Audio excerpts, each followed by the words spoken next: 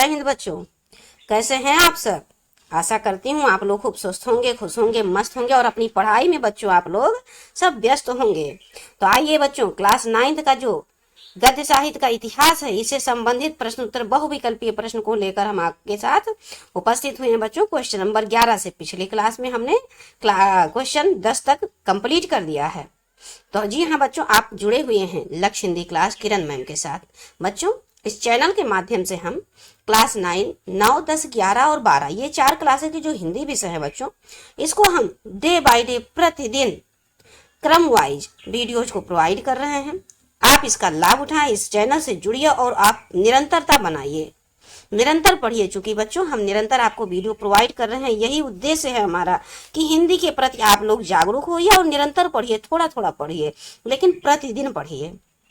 तो आइए बच्चों, हम क्वेश्चन आंसर की श्रृंखला की ओर आगे बढ़ते हैं और ये जल्दी ही समाप्त होने वाला है। इसको समाप्त करते ही हम पद्य साहित्य के इतिहास को भी थोड़ा समझ लेंगे।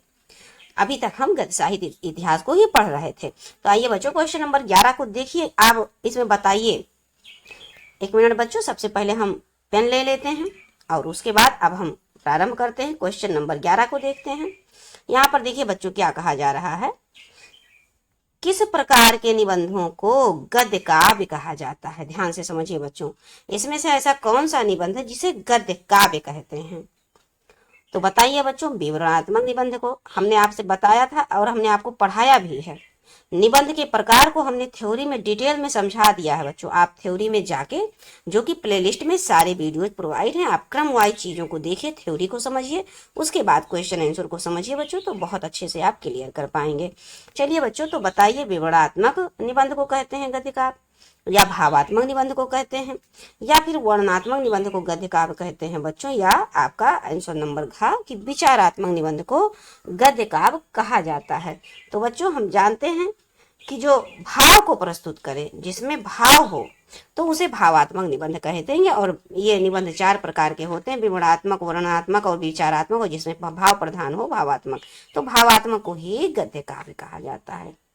अब देखिए बच्चों, क्वेश्चन नंबर 12 की ओर हम आगे बढ़ते हैं। मोस्ट इंपॉर्टेंट क्वेश्चन है बच्चों। महावीर प्रसाद द्विवेदी के किस निबंध में व्यंग शैली के दर्शन होते हैं। महावीर प्रसाद द्विवेदी के किस निबंध में व्यंग शैली का दर्शन होता है। कविता, कवि और कविता में। थोड़ा सा इसको हाइलाइटर को थोड़ा सा पतला करना चाहेंगे बच्चों। आइए अब हम कवि और कविता को, रसक निरंजन को, जनकस्य दंड में, या म्यूनिसिपैलिटी के कारनामे में बच्चों व्यंग शैली का प्रयोग हुआ है। तो यही म्यूनिसिपैलिटी के कारनामे में व्यंग शैली का, अर्थात उल्टा बोला गया है। इसमें व्यंग शैली का अर्थ ये होता है बच्चों कि किसी भी चीज को उल्टा बोलें, व्यंग्यात्मक तरीके से बोलना। अब देखिए क्वेश्चन नंबर 13 पे हम लोग बढ़ते हैं आगे। ये क्या कह रहा है क्वेश्चन नंबर 13, इनमें से द्विवेदी युग के निबंधकार नहीं है। अर्थात बच्चों 4 लोग दिए हुए हैं, कोई एक द्विवेदी युग का निबंधकार नहीं है, प्लस और सारे जितने हैं सब द्विवेदी युग के निबंधकार हैं बच्चों। तो आइए समझते हैं कौन। श्याम सुंदर दास नहीं है, अध्यापक पूर्ण सिंह नहीं है, चंद्रधर शर्मा गुलेरी नहीं है बच्चों, या राजेंद्र अवस्थी नहीं है। तो क्वेश्चन नंबर घ आपका 13 का घ होगा, ये राजेंद्र अवस्थी द्विवेदी युग के नहीं है बच्चों। राजेंद्र अवस्थी जो हैं ये द्विवेदी युग के निबंधकार नहीं है। अब आइए, आंसर आपका सही आंसर हो जाएगा घ। अब देखिए बच्चों, क्वेश्चन नंबर 14 की ओर हम लोग आगे बढ़ रहे हैं। देखिए, हिंदी का पहला नाटक माना जाता है। मोस्ट इंपॉर्टेंट क्वेश्चन है बच्चों, मोस्ट इंपॉर्टेंट क्वेश्चन, आप इसको लिख लीजिए। हिंदी का पहला नाटक माना जाता है नहुस। गा नंबर, का नंबर बच्चों नहुस है, खा नंबर अंधेर नगरी है, गा नंबर रक्षाबंधन है, या फिर घा नंबर बच्चों अंधायु है। तो पहला नाटक हमने आपसे जिक्र किया था, गोपाल दास ने लिखा है, जो कि भारतेंदु हरिश्चंद्र जी के पिता हैं। ये नहुस है बच्चों पहला नाटक। मोस्ट इंपॉर्टेंट क्वेश्चन है आपके ये पाठ्यक्रम का, गद्य साहित्य इतिहास का। अब आइए क्वेश्चन नंबर 15 की ओर हम बढ़ें और देखेंगे क्या है 15। हिंदी रंगमंच के जन्मदाता। ये भी इंपॉर्टेंट है क्वेश्चन बच्चों। हिंदी रंगमंच के जन्मदाता कौन है? राम कुमार वर्मा है, भारतेंदु हरिश्चंद्र हैं, जयशंकर प्रसाद है, या फिर बच्चों रविंद्रनाथ टैगोर हैं। क्वेश्चन नंबर 15 को देखिए बच्चों। तो ये आपके जो भारतेंदु, हमने आपसे बताया है, थ्योरी में समझाया भी है बच्चों कि जो भारतेंदु युग रहा है भारतेंदु हरिश्चंद्र जी के नाम पर हुआ है। और इस भारतेंदु युग में बच्चों नाटक हो गया, कहानी हो गया, रिपोर्टाज हो गया, ये जो नई नई विधाएं, गद्य विधाएं हैं, सब इनके शासन मतलब इनके युग में प्रारंभ हुआ था। आइए अब हम, तो आंसर नंबर आपका 15 का खा हो जाएगा, भारतेंदु हरिश्चंद्र। चलिए बच्चों क्वेश्चन नंबर 16 की ओर हम बढ़ते हैं। भारतेंदु युग के नाटकों का मूल उद्देश्य बताइए बच्चों। यहाँ पर समझिए बात को। यहाँ क्वेश्चन में क्या कह रहा है कि जो भारतेंदु युग है इनमें जो नाटक लिखे गए उसका मूल उद्देश्य क्या था, ये आपसे क्वेश्चन पूछे हैं। तो बताइए बच्चों। का शिक्षा प्रदान करना उद्देश्य था, सांप्रदायिक सौहार्द प्रदान करना था, समाज का मनोरंजन मात्र करना था, या व्यंग द्वारा सामाजिक बुराइयों को दूर करना था। क्वेश्चन नंबर 16 को देखिए बच्चों।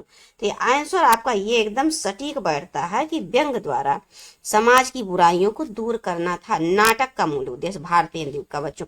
नुक्कड़ नुक्कड़ पे जाके समाज में जो चल रही सांस्कृतिक, राजनीतिक जो बुराइयां थी, अवधारणाएं थे सांस्कृतिक, ये सब जनता को जागरूक करना था व्यंग के तरीके से, उल्टा सीधा, मतलब ऐसे प्रयोग। आप नाटक को देखते होंगे, सुनते होंगे बच्चों, उसमें कैसे दिखाया जाता है। तो इनका मेन उद्देश्य था कि नाटक के द्वारा, व्यंगात्मक नाटक के द्वारा समाज में जो उत्पन्न बुराइयां हैं, राजनीतिक, सांस्कृतिक, धार्मिक, बहुत प्रकार की जो बुराइयां हैं, ये धीरे धीरे समाप्त हो, जनता जागरूक हो। चलिए बच्चों क्वेश्चन नंबर 17 की ओर बढ़ते हैं।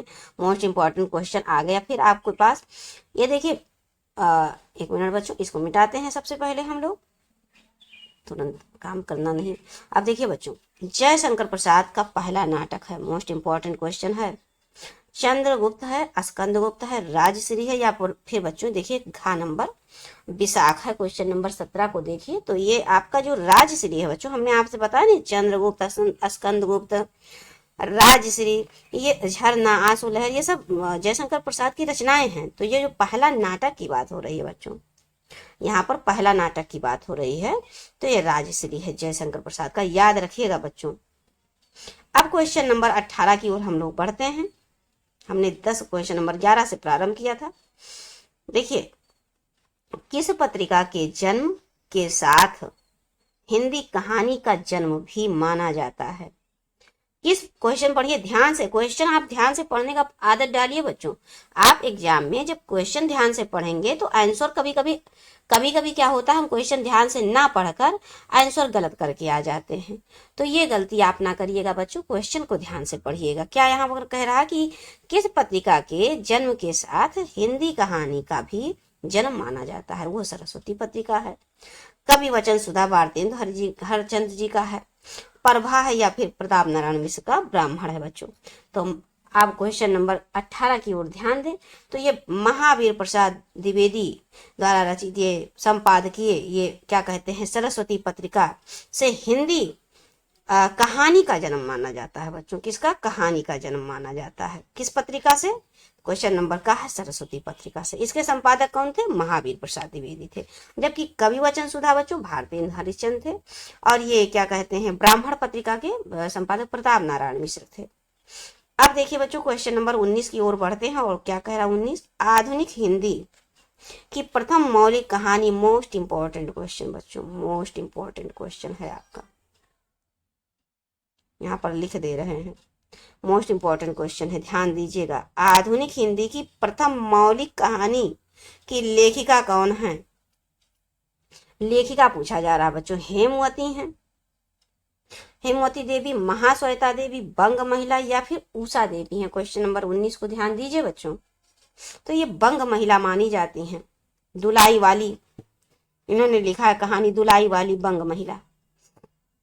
बंग महिला ने क्या लिखा है? दुलाई वाली लिखा है। ये प्रथम क्या कहे, मौलिक कहानी माना जाता, मौलिक कहानी की लेखिका मानी जाती है। कहानी की बात नहीं हो रही है बच्चों, कहानी, मौलिक कहानी की जो प्रथम महिला है वो कौन है?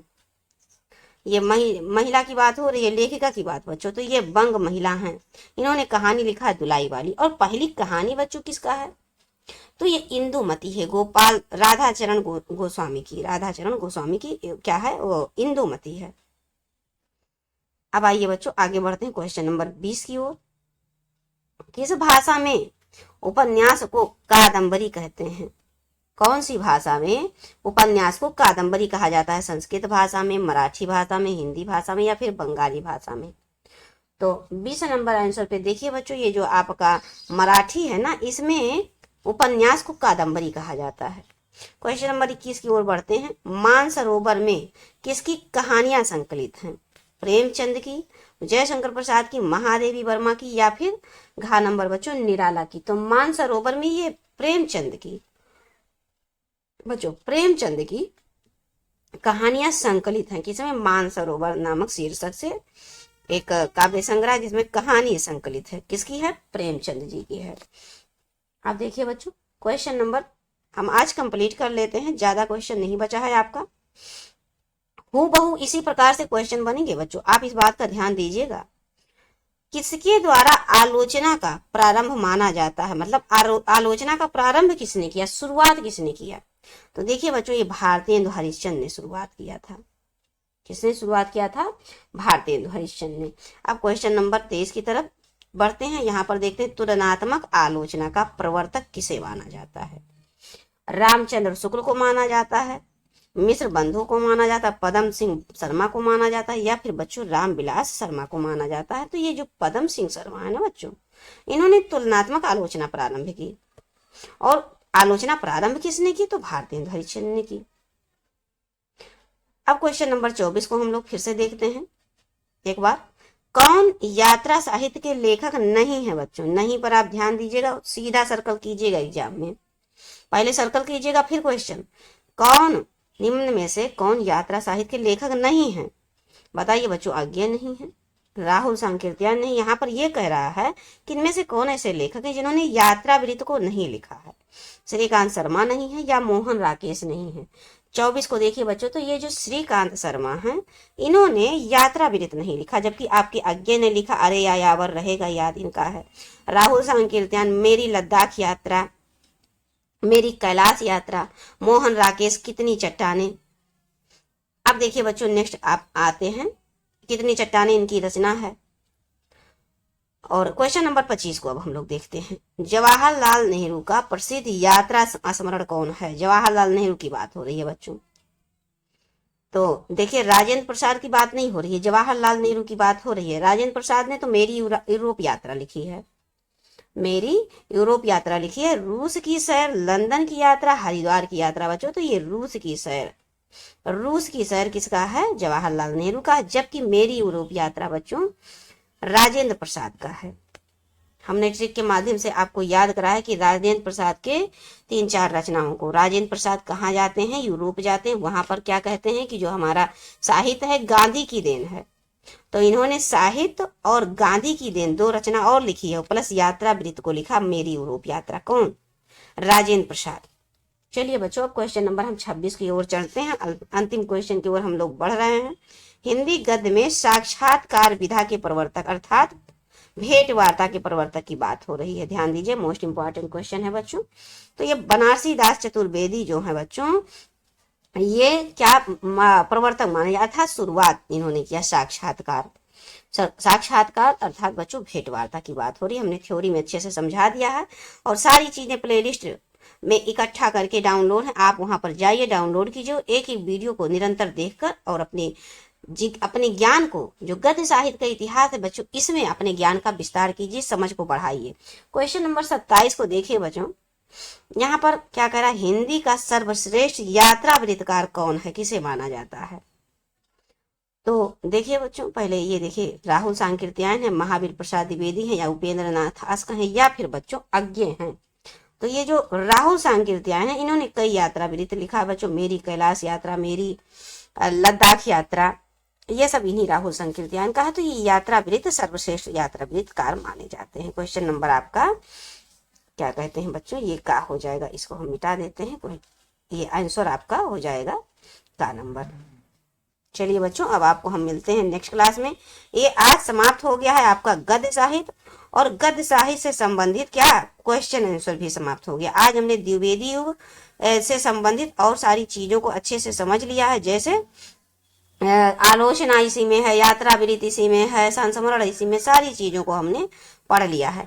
अब हम बच्चों नेक्स्ट क्लास में आपको मिलेंगे पद्य साहित्य की तरफ और उसको विस्तार से हम लोग समझेंगे। जरूर देखिएगा बच्चों, हर एक वीडियो बहुत इंपॉर्टेंट है आपकी परीक्षा की दृष्टि से, आपके पाठ्यक्रम का ये महत्वपूर्ण हिस्सा है, इसको हमको जानना ही चाहिए।